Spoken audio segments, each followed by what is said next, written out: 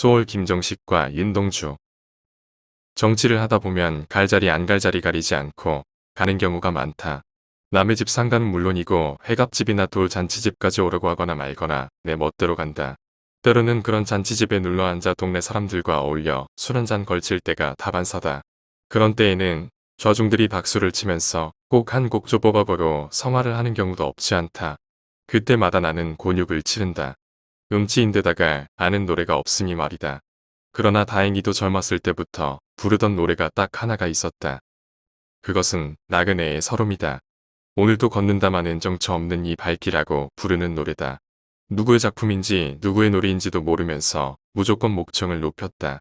일제 때 고향을 떠나 유랑민으로 살 수밖에 없었던 우리 민족의 슬픈 역사를 말해주는 노래로 내 가슴에 와닿았기 때문이다. 그러나 따지고 보면 암울했던 시절 방황할 수밖에 없었던 내 젊은 날의 고달픈 심정을 담고 있었기에 그 노래는 어느덧 내 단골 메뉴가 되지 않았나 싶다. 그러던 어느 날은 아무래도 한 곡 정도만으로는 부족하다 싶어 한 곡만이라도 더 부를 수 있는 노래가 없을까로 고민하였다. 그러다가 골라 잡은 노래가 하나 있다. 번지 없는 주막이다. 뭉패도 번지수도 없는 주막이 하는 노래다. 이 두 곡을 번갈아 가면서 부르다가 문득 노래 가사가 소월과 윤동주의 시와 비슷하게 맥이 통하고 있는 것이 아닌가 하는 생각이 들었다. 소월과 윤동주는 누구인가? 한마디로 민족 시인이다. 이 두 분의 시들이 탄생한 시기가 동시대였기 때문이기도 하지만 시대를 살면서 느끼는 좌절감과 고독감 내지는 비감을 노래하는데 주저하지 않았다는 점에서도 모두는 공통점을 지녔다고 여겨진다. 그 중에서도 특히 소월의 산과 윤동주의 서시를 예로 들 수가 있을 것 같다. 소월의 산은 이렇게 시작된다. 산새도 오리나무에서 운다 산새는 왜 우노. 심해 산고령 넘어가려고 그래서 울지 노는 날이네. 와서 덮이네 오늘도 하룻길 7, 80리 돌아섰어. 60리는 가기도 했어. 이 작품은 1925년도의 것이다. 아주 오래전에 작고한 김수남 선생이 소월의 시를 낭송하면서 이렇게 말하는 것을 들은 적이 있다. 소월이 이 시에서 왜 첫머리에서부터 산새가 오리나무 위에서 운다 하지 않고 산새도 오리나무 위에서 운다고 했을까에 대해 그는 설명하고 있었다.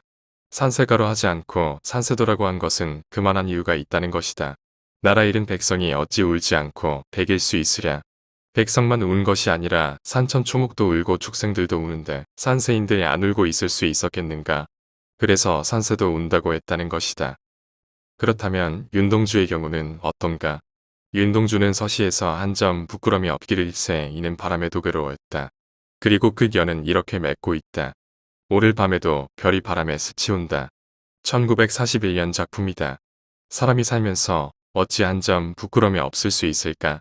그러나 그는 부끄럼이 있을까 두려워 입새 이는 바람에도 괴로워했다. 괴로워한 것이 하늘과 별을 넘어 바람에 이르기까지였다니 얼마나 그는 순진무구하였는지 알만하다. 여기에 더하여 오늘 밤에도 별은 바람에 스치운다고 했다. 별이 바람에 스치운 것은 오늘뿐만 아니라 어제도 그제도 그랬다. 그래서 그는 오늘 밤도라고 했다. 시인은 그렇게 몸살을 앓고 있었던 것으로 짐작된다. 이들 시인이 일제의 핍박 속에서 느끼는 이런 감정은 유행가 가사에서도 여실히 발견할 수 있다. 나그네의 서름이 오늘도 걷는다마는으로 시작된다. 여기서 말하는 오늘도가 윤동주가 말하는 오늘 밤에도 그리고 소월이 말하는 산새도와 무엇이 다를까? 번지 없는 주막에서 말하는 문패도 번지수도 없는 주막이 오늘도 걷는다마는 하고 다르면 얼마나 다를 것인가? 하나같이 낯선 타향에 문패도 번지수도 없는 무어가 초가집이나 너와 집에 살면서 일거리를 찾아 어제도 오늘도 헤매보지만 일거리는 없다. 나뭇가지에 의해서 지저귀는 새들의 모습마저 자신의 그 처량한 몰골을 보고 비웃는 듯하기에 부끄러운 마음 가눌 길 없다.